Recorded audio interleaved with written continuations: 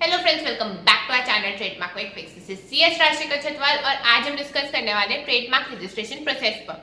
है क्या चीज, आपकी एप्लीकेशन ट्रेडमार्क में कहां से स्टार्ट होकर कौन से स्टेजेस के थ्रू जाती है। हर स्टेज पे एक अलग स्टेटस दिखता है, उसका क्या मतलब है। इस पूरे प्रोसेस में हमारे पास ट्रेडमार्क रजिस्ट्रेशन सर्टिफिकेट आने में कितना कॉस्ट और कितना टाइम लगता है, आइए जानते हैं।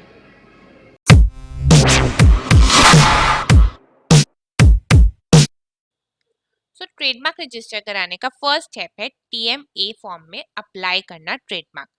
अब ट्रेडमार्क अप्लाई करने से पहले आप उसको करोगे प्रॉपर उसकी नेम सर्च या कह सकते हैं ट्रेडमार्क सर्च।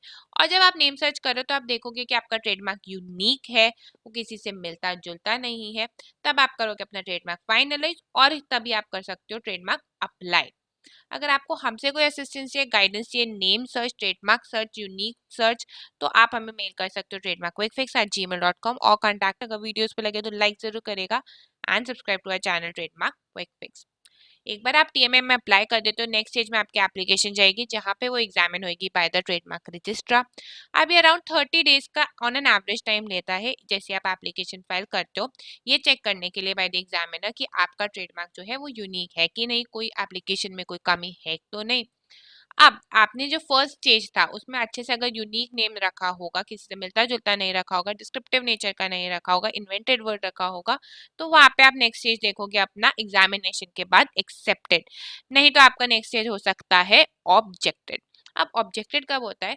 जब ट्रेडमार्क रजिस्ट्रार ने एग्जामिन कर रहा था तो उसको आपके एप्लीकेशन या आपके ट्रेडमार्क में कोई इश्यू लगा, उसको लगा कि आपकी कोई क्लेरिकल मिस्टेक है, तब स्टेटस ऑब्जेक्टेड दिख सकता है। या उसको आपके ट्रेडमार्क के साथ कोई लैक ऑफ यूनिकनेस के लगा, उससे कोई इशू लगने लगा, या फिर उसे लगा कि आपका जो ट्रेडमार्क है वो डिस्क्रिप्टिव नेचर का है तो वो रजिस्टर नहीं करेगा, या उसको लग रहा है कि आपका ट्रेडमार्क किसी और रजिस्टर्ड या पेंडिंग रजिस्टर्ड ट्रेडमार्क से सिमिलर या आइडेंटिकल है, उस केस में आप देखोगे कि आपका स्टेटस चला जाता है ऑब्जेक्टेड में।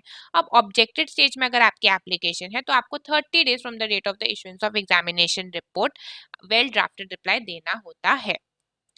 अगर आपके रिप्लाई से भी एग्जामिनर या रजिस्ट्रार नहीं सेटिस्फाई होता तो आपका नेक्स्ट स्टेज आता है ट्रेडमार्क एप्लीकेशन का ready for show cause hearing, जिसमें रजिस्ट्रार आपको कॉल करेगा या तो फिजिकली या थ्रू वीडियो कॉन्फ्रेंसिंग कि आप उन्हें कन्विंस करें कि आपका ट्रेडमार्क कैसे यूनिक है और डिजर्व रजिस्ट्रेशन।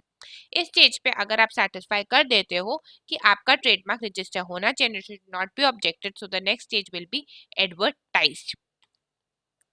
एडवर्टाइज कहाँ होगी? आपकी ट्रेडमार्क एप्लीकेशन न्यूज़पेपर में एडवर्टाइज नहीं होगी, एप्लीकेशन होती है ट्रेडमार्क जर्नल में advertise for the period of 4 months. अब ये एडवर्टाइज जर्नल में करने का पर्पस क्या रहता है कि पब्लिक या थर्ड पार्टी में से, मतलब रजिस्ट्रार तो सेटिस्फाइड है इसलिए उसने अब एक्सेप्ट कर दिया है, और अब उसने मौका दिया है पब्लिक को कि पब्लिक में से अगर किसी को लग रहा है कि उनका ट्रेडमार्क और आपका ट्रेडमार्क सिमिलर है या आइडेंटिकल है तो वो कर सकते हैं अपोज। अगर पब्लिक में से कोई करता है एप्लीकेशन पे आपके ट्रेडमार्क पे अपोज, मतलब पब्लिक में से किसी को प्रॉब्लम है आपके ट्रेडमार्क से, तो वहां पे आपका स्टेज होएगा अपोज। अब अपोज वाले केस में आपकी ड्यूटी बनती है कि 2 months from the opposition raise आपको अपना रिप्लाई फाइल करना होता है, या कह लो 60 डेज के अंदर आपको अपना रिप्लाई फाइल करना होता है ताकि आप अपना ट्रेडमार्क लूज नहीं कर दो।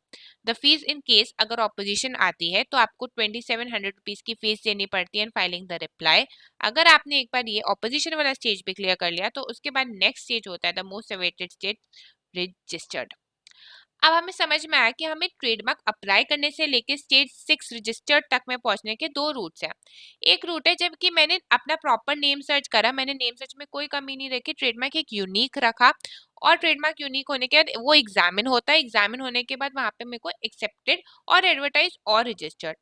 या फिर रूट 2 हो जाता है जब मैंने नेम सर्च में कोई प्रॉब्लम कर दी या मेरे छोटा सा कोई गलती कर दी और मेरा ऑब्जेक्शन आ गया, ऑब्जेक्शन के बाद मेरे को रिप्लाई फाइल करना पड़ता है, हियरिंग में भी जा सकता है सेज, और फिर एक्सेप्टेड एडवर्टाइज होगा, और अगर किसी को सिमिलर लगेगा तो अपोज भी हो सकता है और फिर जाके रजिस्टर्ड होगा।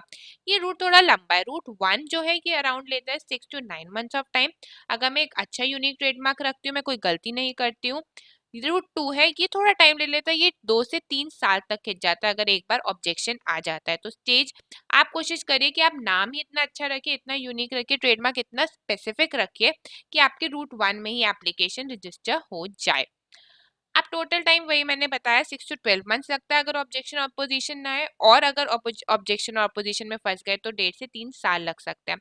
बट अगर आपको ऑब्जेक्शन ऑपोजिशन आ भी गया है तो आपको टेंशन लेने की जरूरत नहीं। इसका मतलब ये नहीं कि वो रिजेक्ट हो गया है। आप अपने ट्रेडमार्क को टीएम स्टेटस के लगा के साथ में यूज कर सकते हो, और जैसे आपका ट्रेडमार्क रजिस्ट्रेशन सर्टिफिकेट आ जाए तो आप उसके बाद आर सिंबल लगा लीजिएगा। आपको हमसे कोई असिस्टेंस या कोई प्रोसीजर जल्दी करवाना है, कहीं पे कोई प्रॉब्लम में अटके हुए हो, कोई गाइडेंस चाहिए, you can mail us at trademarkquickfix@gmail.com।